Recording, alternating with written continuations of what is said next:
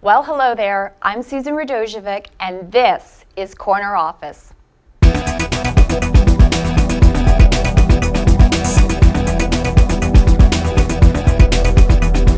Most of us are familiar with the laws of simple arithmetic. You know, 1 + 1 = 2. The part that makes me think is if arithmetic is the oldest and most elementary division of mathematics, why has the equation of balancing both work and life become such a personal and business conundrum? Now, the good news is you are definitely not alone in feeling this way. There is a solution to this dilemma. Contrary to what some may believe, the solution does not involve tirelessly trying to balance the demands of work and life. You see, what's required is for us to adjust our thinking from work-life balance to more toward flexibly adjusting our work and life schedules in a way that fits in with both our professional and personal lives. The hot topic this month in Corner Office is work-life flexibility, employee perk, or organizational growth. And to help us embrace greater work-life flexibility is Cali Williams Yost, author and work-life flexibility expert. Hello there, and thank you for Skyping in, Cali. Hi, Susan. It's a pleasure to be here. Thanks for having me. Cali, preparing for this episode, we came across a lot of material on work-life balance. But work-life flexibility is something different. What is work-life flexibility, Cali? Well, I'm glad you asked that question because there is a distinct difference. Work-life flexibility is when an organization supports the strategic use of flexibility in how, when, and where work is done to run the business and help their employees work better and smarter. It involves greater flexibility in how work is completed, but also the location it's completed in and the time it's completed. And the result is a business that's more creative and nimble in responding to opportunities and challenges. You really can use this as a strategic tool because the reality is the interface between work and life has radically transformed over the last 10 years. I like to use the analogy of Gutenberg's printing press. When Gutenberg launched that piece of wonderful technology, it really required industries to adapt and individuals to learn new skills, or they would have been left behind and not taken advantage of the opportunities that were part of that wonderful development. You don't want to leave opportunities and money on the table, and without work-life flexibility, that's exactly what you're doing. So it's about blending the needs of both the employee and the organization. That's interesting, because retaining qualified talent capital as it applies to productivity and innovation has become a main concern for leaders. How would work-life flexibility provide business value as a talent capital management strategy? A recent Conference Board global study of the top CEOs asked them what their top 3 challenges were.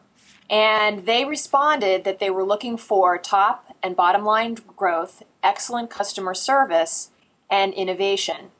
Unfortunately, comparable surveys of employees in the global workforce conducted at the same time found that they were afraid, burned out, and not able to achieve those growth-related goals that CEOs were looking for.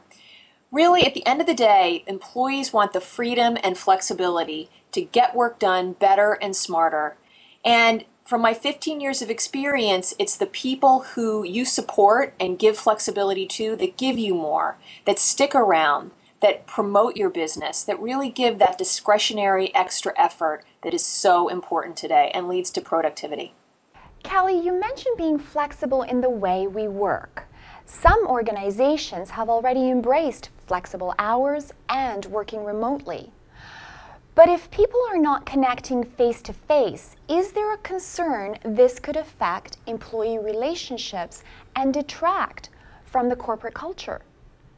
Well, your question, Susan, really illustrates the difference between a flexible work policy and a flexible work strategy. And the difference is that a strategy looks at all of the factors that would retain that culture even with additional flexibility as part of the operating model.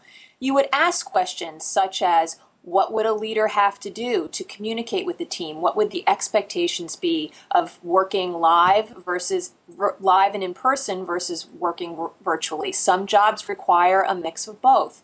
You would really take the time to train those managers and train employees to understand how to deliver with that new flexible way of working. So work-life flexibility is about organizations and about people. And most organizations have something called a human resource department. How does HR fit in here, Cali? You know, that's a really good question. And historically, the presenting problems that would put flexibility on the radar screen in companies would be issues related to talent. What has to happen, though, is we have to move flexibility out of the women's initiative, specifically related to moms, because it's much, much, much more. And HR is a partner in this process, but if we keep it in HR, it becomes perceived to be a benefit and a perk and not the strategic lever that it is. HR is a partner, but it needs to be in the business, owned by the business, developed by the business, and pulling in other key constituents like facilities management, like communications. We have time for one more question, Cali. And I want to piggyback on something that you mentioned earlier. Organizations are just starting to come out of the 2007 Great Recession. Investing in an unproven concept can be viewed by executives and shareholders as something more than, as you mentioned, an employee perk. What would you say to someone in our community who may be thinking the same thing? I think the key here is for senior leaders to understand that people-based investments like work-life flexibility do have a bottom line return. And a perfect example of that in a study that was just published last year by a professor at Wharton Business School at the University of Pennsylvania named Alex Edmonds found that consistently people engagement, employee engagement related strategies like flexibility paid off in terms of an increased portfolio return versus a standard portfolio of stocks. The return of the stocks in the top 100, Fortune top 100 companies to work for was much greater, and the key driver there being engagement, people-based related strategies.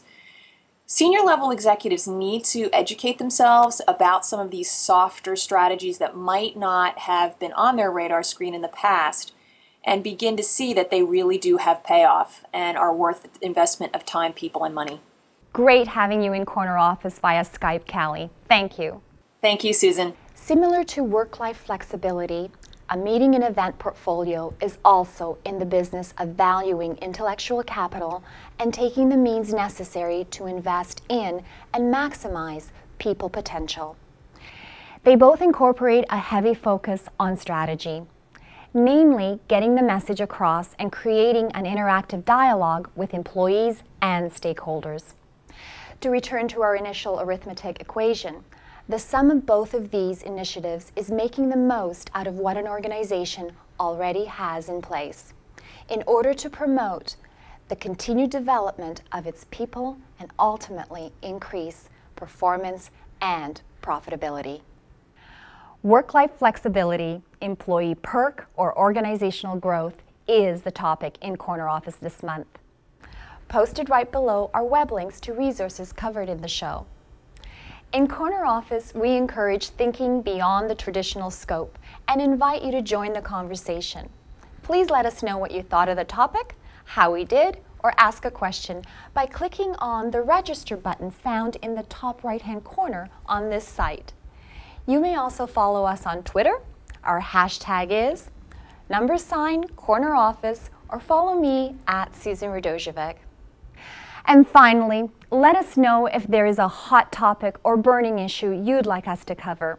We're here to connect you with innovative thinkers to help you build agile and resilient organizations in a knowledge and digital economy. For Corner Office, I'm Susan Radojevic. Thanks for watching. Logging out now.